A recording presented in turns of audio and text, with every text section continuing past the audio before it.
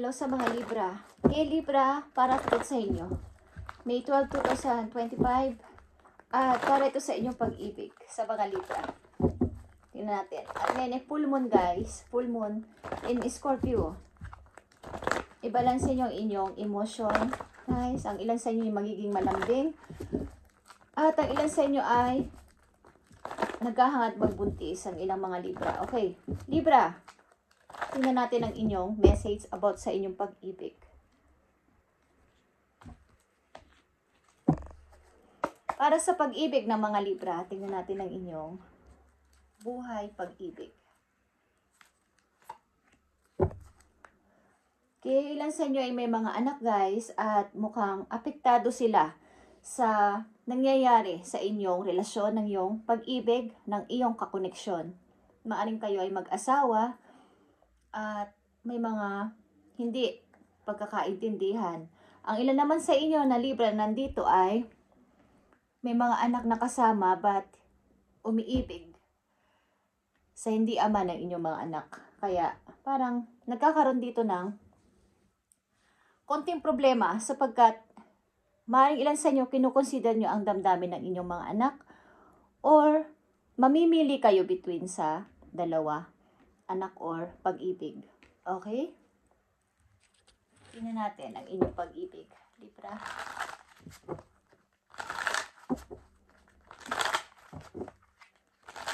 Your love life is being affected by children. Pag-ibig ng mga Libra. Let go of the need to control. Maaring gusto nyo nang umalis sa relasyon, guys, at ito ay may control issue. Kaya, kung hanggat maaari, kung masasara nyo to ng mas maaga, mas madali is maganda sapagkat apektado ang inyong mga anak dito. Nakikita nila ang maaring toxic na relationship, ang toxic na family, is nakikita nila habang sila ay lumalaki. At isa pang message dito.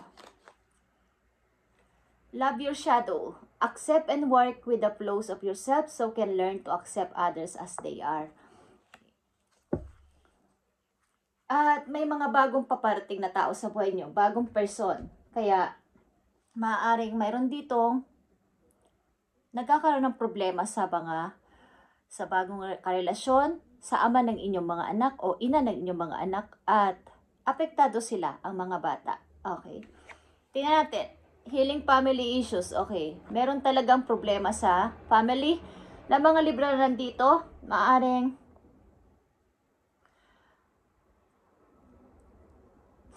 kung hindi man kayo ang nasa sitwasyon na to, maaring ang inyong anak ay rumaranas din ng family. Kumbaga, family issues. Sapagkat kung sa kanilang habang paglaki nila is nakikita nila ang inyong family na magulo. Yung pamilya na magulo is maaring sila ay mayroong konting hinanakit sa inyo. Bakit sila nagkaganito? Okay. Merong mga family issue kayo guys sa mga Libra nandito. Problema sa pamilya. Mukhang hiwalay kayo sa asawa at apektado ang damdamin ng inyong mga anak habang sila ay lumalaki. Nagkakaroon sila ng maaring hindi naman puot, maaring sama ng loob sa kailang puso na hindi nila masabi-sabi. At nandito din ang reconciliation. Maaring may tao sa inyong past, ex ninyo na babalik sa inyong buhay, magpaparamdam or magsasabi ng balikan tayo, Libra. At nandito ang you deserve love at ito ay naka-reverse. So, ibig sabihin nito, maaring hindi mo kumbaga, may dumarating o darating man na bagong person ay parang ayaw mo munang umibig o ayaw mo nang umibig. Okay. Sa mga Libra na dito sa reading, maaaring may family kayo na issue, healing family issue. At ito ay nagsimula sa isang buhay mag-asawa. At maaari din ang inyong ex-partner is pabalik sa inyong buhay. But nasa sa inyo to kung tatanggapin nyo pa rin ang inyong partner na to. Okay. Dahil nandito ang past is, titignan natin ang inyong past, guys, sa mga Libra. Past na pag-ibig. Ano ba ang nakaraan sa pag-ibig ng mga Libra?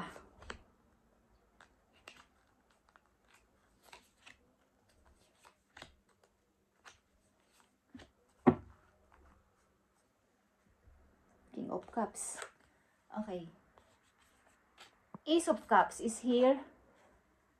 Page of Cups is here. Five of Pentacles. And Five of Cups. Okay. Maring ang inyong damdamin ay parang, kumbaga, bago na. But, may taong nagme-message sa inyo. Taong nagpahirap sa inyo. Kumbaga, taong hindi naging maayos ang pagsasama ninyo dati. At ito ay punong-puno ng pagsisisi. Okay? Energy to ng water sign. At nandito ang Queen of Swords. Ibig sabihin nito, wala kayong contact ng person na to. Maaaring wala kayong naging pag-uusap na after ng hiwalayan. But may pagbabalik na gustong mangyari. Ang person na to, maaaring nagme-message ito. At medyo may struggle din siya sa buhay. Tingnan natin ang past ninyo. Libra. Punong-puno ng pagsisisi at panghihinayang. At Two of Swords. Overthink at pagkagulo ng isip. Di alam ko anong gagawin. Five of Wands is here. And Queen of Wands. You as a Queen of Wands, okay, Libra, is parang pinapanatili mo yung position mo na hindi mo siya pinapansin. Something na, nandun ka sa position mo na, kung may kasama kang anak is, andun ka bilang nag-aalaga sa kanila at hindi mo siya pinapansin. Okay, maaaring nag-overthink ka din dito kung ano ang gagawin mo. O papansinin mo ba ang tao na to, sasagutin mo ang mga message niya o kakausapin mo siya. Ano pa information dito sa Ten of Cups is here. Okay. Ito ay family. Three of Swords. Okay. Heartbroken. At may pag-doubt dito sa damdamin na to. But, ang yung energy sa Queen of Cups is mukhang ikaw ay talagang mabait na person at pinipilit mo intindihin ang sitwasyon na to. Bagamat ito ay tapos na. At nagdulot ng hindi maganda sa iyo ang tao na to is mukhang iniintindi mo ang person ang kanyang damdamin. Hindi mo siya pinagsasalitaan ng masasakit. Okay. Mukhang ang Libra na nandito ay single mother o single father. Ano man ang inyong kasarian. But may nagpaparamdam o may gustong bumalik na person sa inyo galing sa nakaraan, guys. Tingnan natin ang message dito sa inyo ng yung person sa nakaraan. Libra. I am grateful for the spiritual lesson. Mukhang ang taon na to ay nagising sa nagkaroon ng wake up call. Mukhang siya din ay napalapit sa pananampalataya. Okay. Mukhang may mga nagpayo sa kanya at siya ay naliwanagan sa kanyang ginawa sa'yo. O siya ay nagkaroon ng kaalaman na ang pamilya pala ay mahalaga para sa akin. Nagkaroon siya ng wake up call. Okay. Spiritual awakening. Okay guys?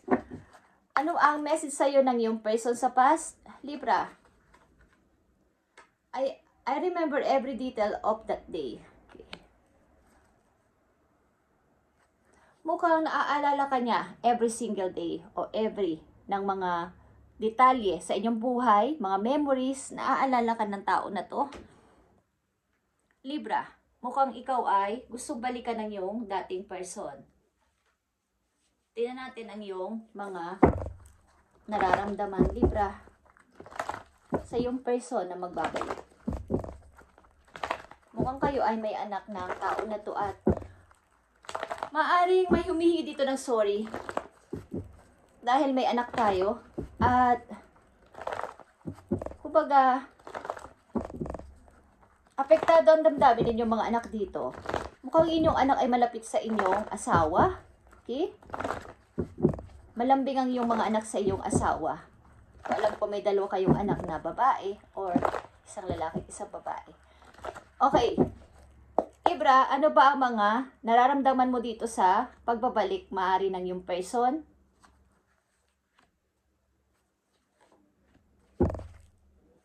Pag-iisip-isip. Dumadating ka sa time na nagbumuni-muni kung ibabalik mo pa yung dati. Or papasok ka na sa new path ng buhay mo, new people, new pag-ibig, nag-iisip-isip ka. Yan, nakikita nyo ba to? Love begins. Okay. Dalawa itong tao na mukhang papalitan yung lumang mga memories at kumbaga, gagawa ulit ng mga bagong alaala. Sapagkat gusto nga ng tao na to na makipagbalikan sa'yo. Okay? So, anong nararamdaman mo dito, Libra? Light is here, okay. Nararamdaman mo na bumangon muli. Magkaroon ulit ng pagsasyay sa buhay. Tumayo ulit sa sariling paa. Ito ay energy ng Leo. Okay? Light. The Sun. Gusto mo ulit na mag-umpisa sa sarili mo. Ito yung nararamdaman mo. At heart chakra is here. Gusto mo ulit buksan ng iyong puso sa pagmamahal, maaring sa bago or sa iyong sarili. Pagmamahal sa sarili. Okay? Mukhang matagal mo nang isinara mo na ang iyong puso sa lahat ng mga magugustuhan mo o manliligaw mo is mukhang hindi ka muna namamansin ng mga bagong tao na gusto kang gawing kasintahan or makipag-usap sa iyo is gusto mong buksan ang sarili mo sa iyong sarili muna. Yan, nakikita nyo itong solar plexus chakra. So, it's all about sa pag-unlad ulit sa buhay, pag-unlad sa sarili, restart para sa sarili. Ang iniisip mo, maybe, Libra, ano pa mga payo sa iyo ng iyong mga guides dito sa nangyayari na itong sitwasyon?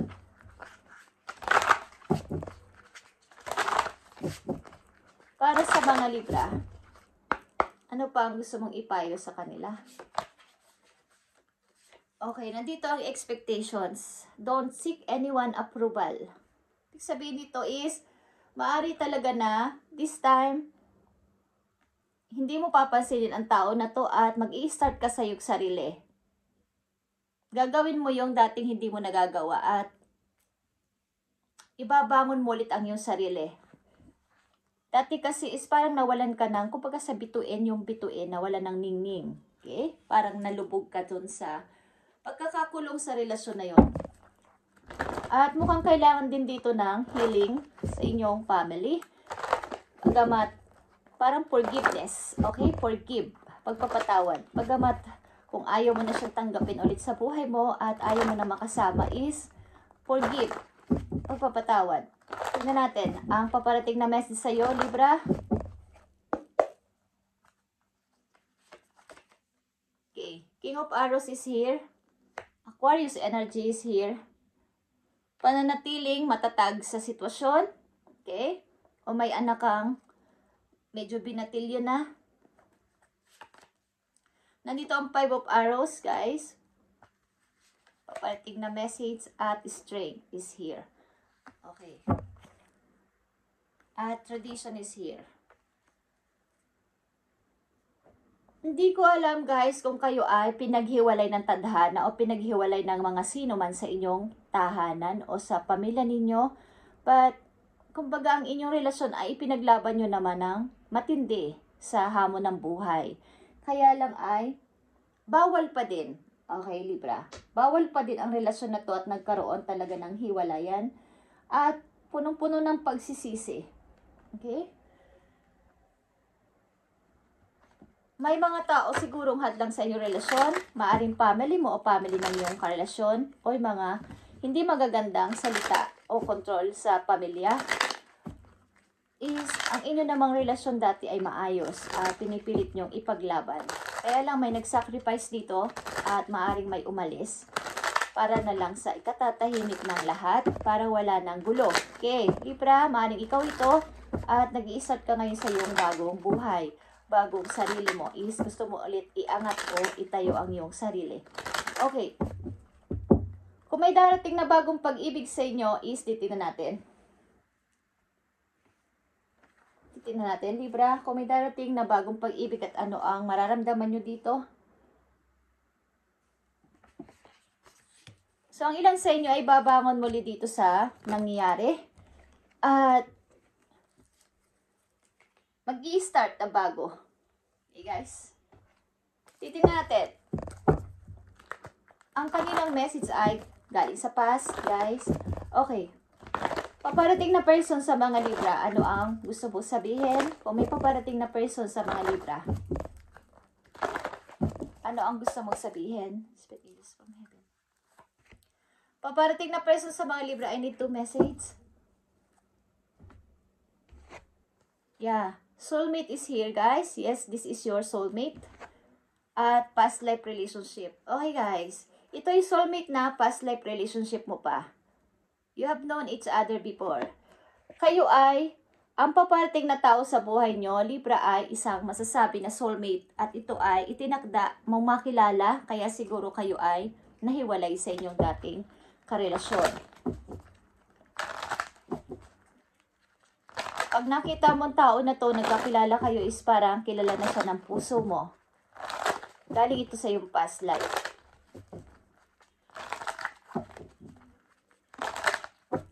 Tingnan natin ang mga message dito sa bago mo makikilalang person na mga Libra. Labyrinth is here. Okay. Ano man at ano pa ang mangyari, kahit saan ka pa pumunta, kahit pasikot-sikot pa, kahit saan pa is, magtatagpo kayo ng tao na to. Dahil nakatakda kayo magtagpo sa isang place. Okay? Park. Okay, sa pasyalan, something. Okay, Libra. Ang tao na to ay matatagpuan ka o matatagpuan mo na itinakda ng panahon. Okay, guys. Ito ay nakatakda para sa iyo, ang person na to. Nakita nyo, admire. It's time to think of everything that you admire in your partner. Okay. Mukhang kayo talaga ay pinagtagpo ng tadhana at ito ay maaaring magkapareho kayo ng mga gusto sa buhay. Kahit sa mga ang hindi ko alam kung kayo ay magpapatato na dalawa or kayo ay pareho ng kahit anong bagay na gusto at ayaw. Ano pa ang message mo sa mga Libra sa bagong person na to na kailang makikilala o nakilala na? Spiritual, guys. Your spiritual journey is beginning. Okay. Mukhang kayong dalawa ay yin and yang. Okay, o twin flame or soulmate. Yeah, guys. Ang tao makikilala mo after na mga pagsubok sa buhay mo at paghihiwalay na ito ay iyong soulmate, twin flame pa at past life relationship mo pa. Okay? At ito ay tinakda sa iyo ng may kapal, spiritual. Mukhang kayo ay mukhang may calling na dalawa sa mundo. Okay. Tingnan natin ito, guys, ang inyong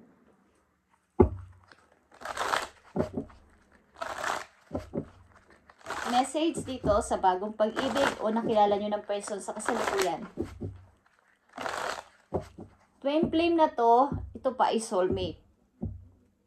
Kahit saan kayo magtago, hindi kayo makakapagtago sapagkat ito ay nakatakdang mangyari sa inyo na matagpuan ka o matagpuan mo ang person na to. Kahit iisa na lang yung kapag palatandaan is, alam ko sa park, something pasyalan, is magkakatagpo kayo ng tao na to. Pareho kayo ng mga gusto sa buhay at ayaw, mga gagawin sa buhay, okay? Mga hobbies, pareho kayo. At mukhang kayo ay parehong mananampalataya ng person na to, Libra. Tingnan natin ang mga message pa dito for you at sa yung person na bago at paparating pa kung sakasakali. Okay, Libra. Ito man ay paalala sa inyo or mensahe. Nakikita nyo ba itong Two of Cups? Guys, Libra, ito ay another soulmate energy. Okay? Kayo ay pinagtagpo ng tadhana at kayo ay talagang magmamahalan ng lubos. Sobra. Page of Wands is here.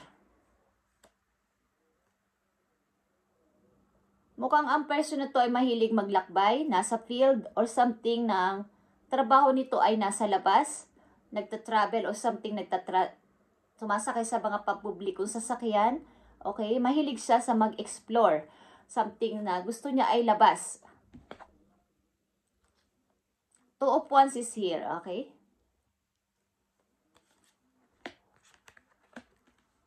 Guys, two direction, two person is kailangan nyo ditong tumingin. Sapagkat sa past may pabalik sa inyong person at sa bago ay ang inyong soulmate na twin flame pa. Yin and yang is nagpapakita din at nandito din ang Two of Cups. So ito ay napakagandang energy sa pagsisimula ng bagong pag-ibig guys. Libra, para sa yung restart ng buhay. So kung ako ang tatanungin mo ay, lumingon ka na sa, dahil nandito ka sa Four of Cups, pagda-doubt, pag-iisip, kung tatanggapin ko ang alok ng aking past person o pupunta na ako sa new person ko.